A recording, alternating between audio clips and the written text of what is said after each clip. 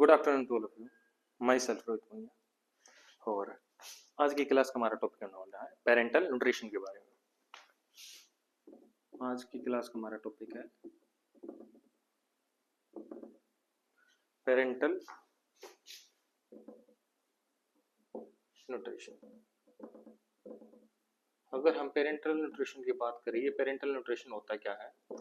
Parental nutrition का मतलब होता है जो भी हम फ्लूइड पेशेंट को प्रोवाइड करते हैं उसके अंदर न्यूट्रिएंट्स होने चाहिए जो हम पेशेंट के अंदर इन्फ्यूज करते हैं। किसके द्वारा? इसमें हम आई विलाइन और कैथेटर के थ्रू पेशेंट में न्यूट्रिशन प्रोवाइड करते हैं।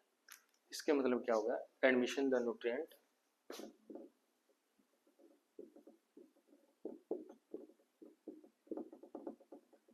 administer nutrients or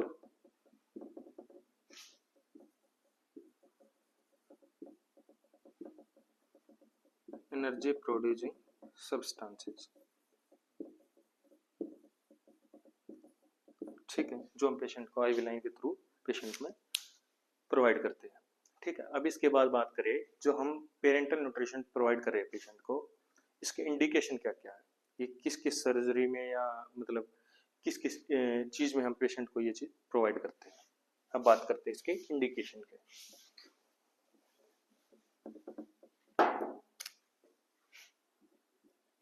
इसके इंडिकेशन की अगर बात करें हम, तो कोई भी सर्जरी है उसके बाद हम पेशेंट को पेरेंटल न्यूट्रिशन प्रोवाइड कर सकते हैं। बस कोई भी सर्जरी है या जो कैंसर के पेशेंट होते हैं उनमें,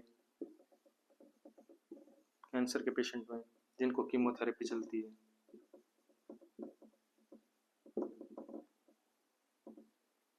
जो पेशेंट अनएबल होते हैं कुछ खाने के लिए, जो खा नहीं सकते, उनको हम पेरेंटल न्यूट्रिशन प्रोवाइड करते हैं। थर्ड, अगर बर्न के केस में हम बर्न के केस में प्रोवाइड करते हैं।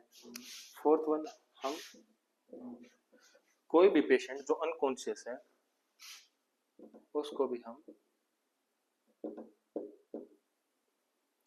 ये पेरेंटल न्यूट्रिशन प्रोवाइड कर सकते हैं।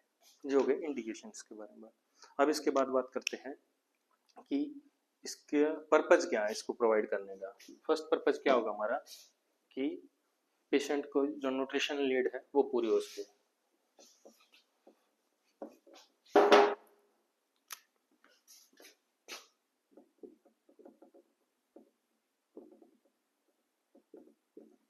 इसके पर्पज की अब बात करते हैं। फर्स्ट हमारा पर्पज क्या होगा कि पेशेंट की जो न्यूट्रिशन नीड है उसको फुलफिल करने के लिए, न्यूट्रिशनल नीड को फुलफिल करने के लिए, जिससे वो एनर्जी बॉडी में प्रोवाइड कर सके। ठीक है।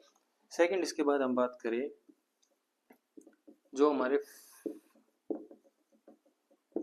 फैट का कोटाबोलिज्म से प्रिवेंट के लिए, क्योंकि जब बॉडी में एनर्जी नहीं होगी तो क्या होगा, बॉडी फैट को तोड़ना स्टार्ट कर देगी, उससे एनर्जी लेना स्टार्ट कर देगी। तो उसको प्रिवेंट करने के लिए हम पेरेंटल न्यूट्रिशन पेशेंट को प्रोवाइड करते हैं। ठीक है। अब इसके पर्पज के बाद हम बात करते हैं कि ये कितने टाइप का होता है। मेनली ये जो पेरेंटल न्यूट्रिशन 2 टाइप का होता है। ठीक है। फर्स्ट हम बात करें, अब हम बात करें इसके टाइप्स की, तो ये 2 टाइप का होता है।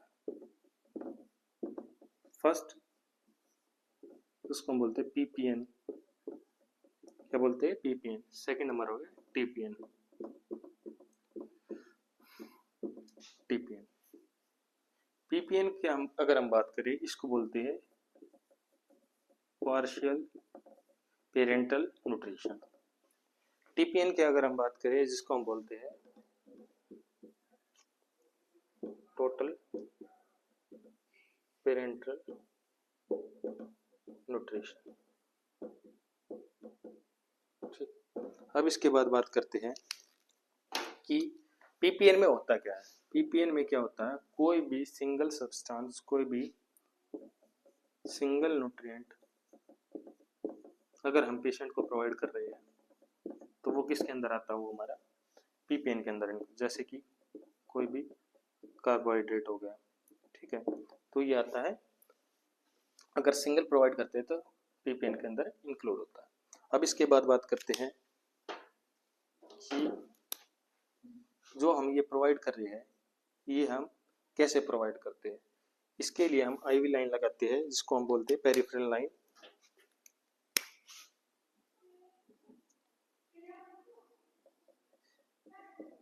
पेरिफेरल लाइन के थ्रू हम पेशेंट में प्रोवाइड करते हैं। और पेरिफेरल लाइन हम कहाँ पे यूज करते हैं, मेनली पेरिफेरल लाइन हम अपने फोर आर्म पे लगाते हैं। मेनली कहाँ पे, फोर आर्म पे। जो भी लॉन्गेस्ट वेन होगी ना, हमने जो भी स्ट्रॉन्गेस्ट या लॉन्गेस्ट वेन होगी उसके अंदर हम पेरिफेरल लाइन लगाते हैं। अब इसके बाद बात करते हैं टीपीएन की। अगर हम बात करें टीपीएन की, टीपीएन में क्या होता है, टीपीएन में ऑल न्यूट्रिएंट्स हम पेशेंट को प्रोवाइड करते हैं। ऑल न्यूट्रिएंट्स पेशेंट को प्रोवाइड करते हैं, ठीक है।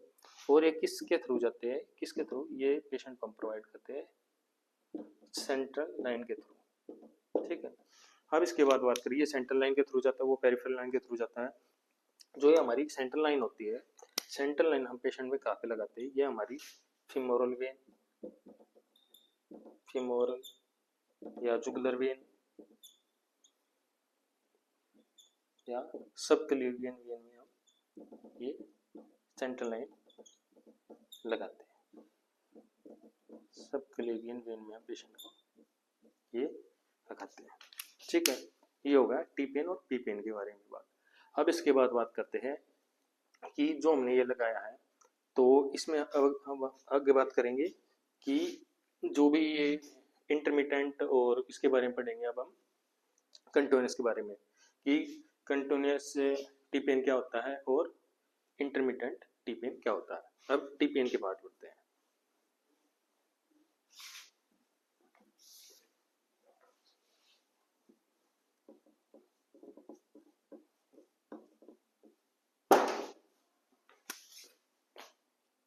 अब हम बात करते हैं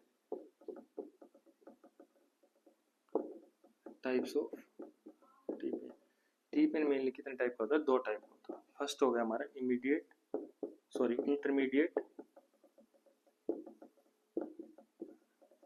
सेकंड हमारा हो गया कंटिन्यूअस। इंटरमीडिएट में क्या होता है कि हम पेशेंट को प्रोवाइड करते हैं लेकिन बीच में इसमें टाइम पीरियड होता है, मतलब रोक देते हैं इसको शॉर्ट टाइम के लिए। इसकी मेनली कॉम्प्लिकेशन की अगर हम बात करें तो इसकी मेनली कॉम्प्लिकेशन होगी हाइपोग्लाइसीमिया। इसकी कॉम्प्लिकेशन होगी मोस्ट कॉमन हाइपोग्लाइसीमिया के चांसेस में शुगर लेवल कम हो जाता है इसकी वजह से, ठीक है। सेकंड इसके बाद बात करें जो कंटिन्यूअस है, कंटिन्यूअस में क्या होता है, इसमें हम कंटिन्यूअस पेशेंट को टीपीएन प्रोवाइड करते हैं जिसमें मेनली चांसेस किसके हो जाते हैं, इसकी कॉम्प्लिकेशन मेनली अगर हम बात करें तो इसमें मेनली कॉम्प्लिकेशन के चांसेस इन्फेक्शन होने के ज़्यादा चांसेस पेशेंट में हो जाते हैं। किसके चांसेस हो जाते हैं, इन्फेक्शन होने के चांसेस पेशेंट में इसमें ज़्यादा हो जाते हैं, ठीक है। ये होगा टाइप्स ऑफ टीपीएन। अब बात करते हैं कि कंटेंट क्या होता है टीपीएन के अंदर, क्या क्या हम कंटेंट टीपीएन के अंदर होता है।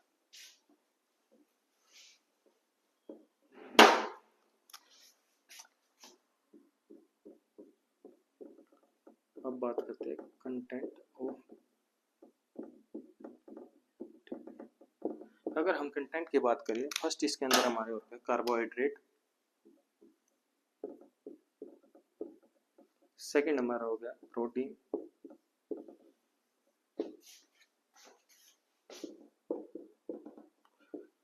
और थर्ड हमारा हो गया इसमें फैट,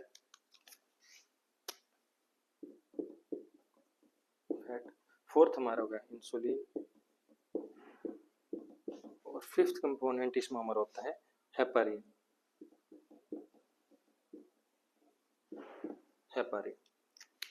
अगर हम कार्बोहाइड्रेट की बात करें तो ये क्या करता है, ये 60 to 70% जो बॉडी की रिक्वायरमेंट है उसके हिसाब से एनर्जी बॉडी में प्रोवाइड करता है। ठीक है, अब इसके बाद बात करें प्रोटीन की। प्रोटीन हमारे बॉडी में 15 से 20% एनर्जी प्रोवाइड करता है।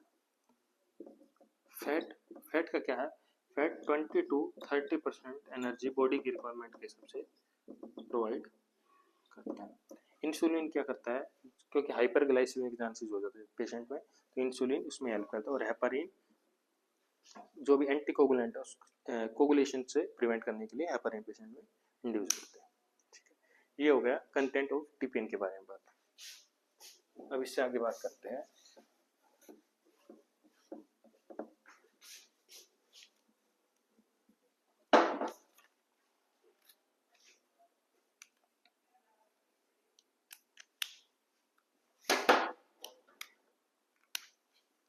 अब हम बात करते हैं नोट करके कि कोई भी अगर पेशेंट है उसको कब कब टीपीएन इंट्रोड्यूस नहीं करना।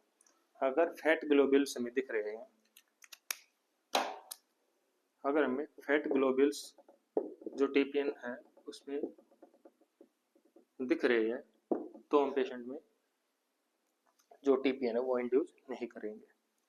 सेकंड हम बात करें जो भी फैट के मॉलिक्यूल्स है अगर वो सेपरेटेड है, फैट ग्लोब्यूल्स इमल्सन हो चुका उनका या मतलब सेपरेटेड हो चुके हैं, तो भी हम पेशेंट को इंड्यूस नहीं करेंगे। थर्ड, अगर पेशेंट को एग से एलर्जी है तो भी हम पेशेंट को इंड्यूस नहीं करेंगे। इन सभी को वापस फार्मेसी में प्रोवाइड कर देंगे। ठीक, ये होगा नोट करके कि कब कब हम पेशेंट को टीपीएन इंड्यूस नहीं करना है। अब इसके बाद बात करते हैं नर्सिंग एक्शंस की। अब हम बात करते हैं नर्सिंग एक्शन की।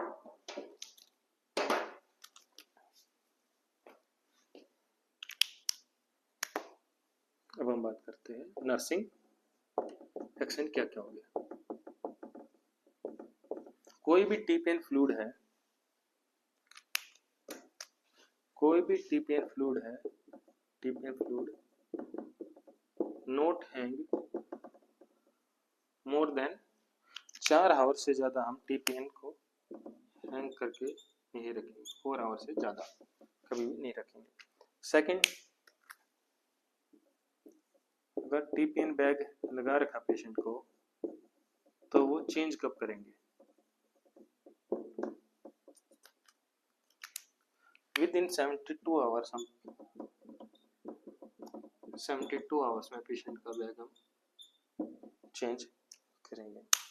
थर्ड हम बात करते हैं रेट ऑफ फ्लो की। जो भी हम टीपीएन प्रोवाइड करते हैं इसका रेट ऑफ फ्लो क्या रहेगा।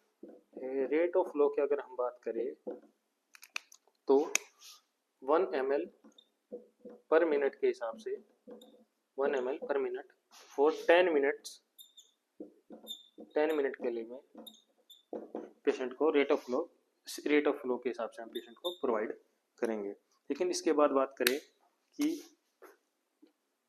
जो रेट ऑफ फ्लो है ये स्टार्टिंग 24 आवर्स में कितना पेशेंट को प्रोवाइड करता है।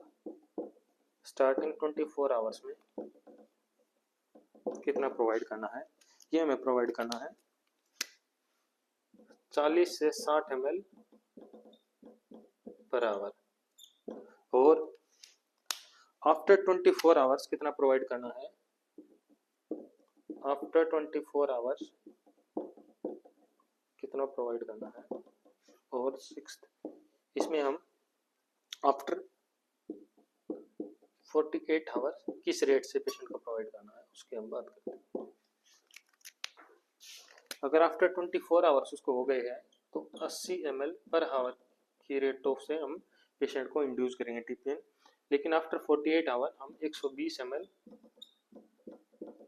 पर आवर से पेशेंट में इंड्यूस करेंगे।